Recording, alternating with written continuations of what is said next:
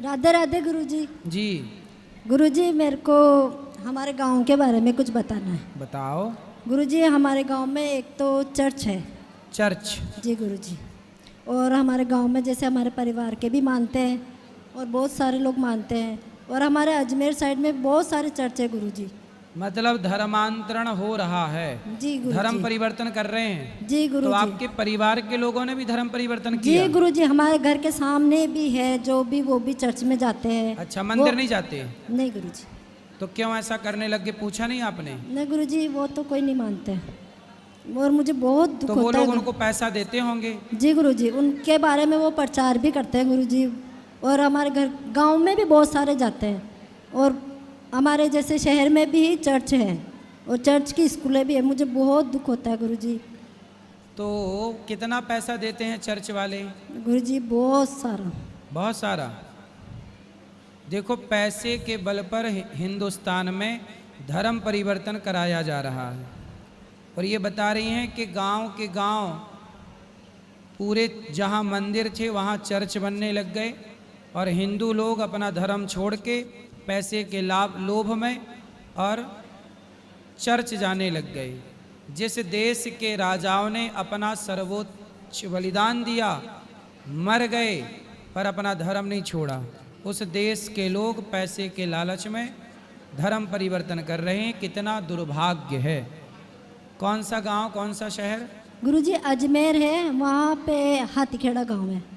कौन सा गांव? हाथीखेड़ा। हाथीखेड़ा। जी गुरुजी। तो वहाँ के लोगों को मैं निवेदन करूं कि आप जितने भी सनातन कार्यकर्ता हैं उन हिंदुओं के घर जाइए जिन्होंने धर्म परिवर्तन कर लिया है, उनको समझाओ कि आप पैसे के लिए बिको मत, अपने धर्म को श्रेष्ठ समझो, सनातन से श्रेष्ठ कोई नहीं है। ये बात समझ में आ जाए तो सबसे अच्छा है, समझ में नहीं आ रही है इसलिए दुर्भाग्य है। और गुरुजी हमारे गांव में भी बकरा चढ़ाने की अभी भी परंपरा है। गुरुजी चढ़ाते हैं लोग बाग। कौन चढ़ाता है?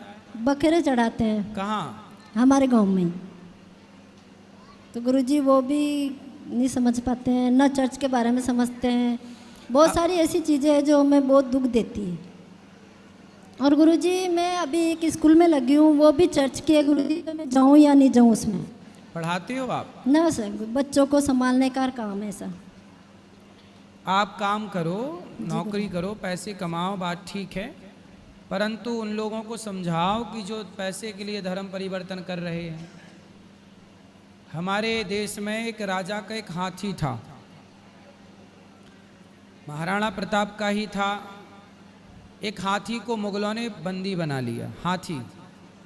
और वो हाथी से कहा कि तुम ये करो, अर्थात उसे बढ़ाया। वो हाथी मुगलों के कैद में भूखा प्यासा रह के मर गया। उन मुगलों के अंदर पानी तक नहीं पिया उस हाथी ने।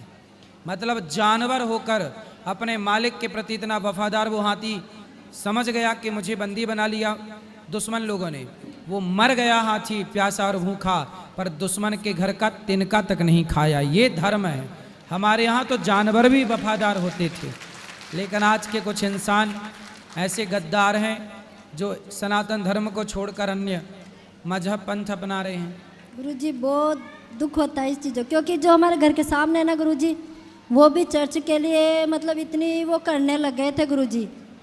मतलब उन्होंने उनका धर्म के बारे में इतना बोलते थे तो बहुत दुख हुआ, मगर गुरुजी भगवान की कृपा हो गई तो उनका पहले से ही टूट गया वापस।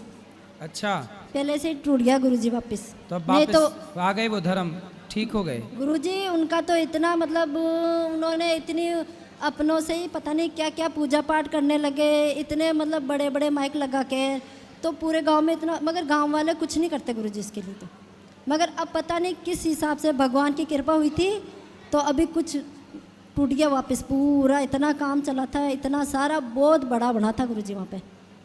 चलो भगवान रक्षा करेंगे, पर आप लोग भी प्रयास करते रहो, सब अच्छा गुरुजी होगा। मैं करती हूँ, मैंने भगवान से प्रार्थना की थी ना, इसलिए भगवान जी वो तो हो गया। बिल्कुल, भगवान आपके साथ हैं। खुश रहिए। धन्यवाद गुरुजी।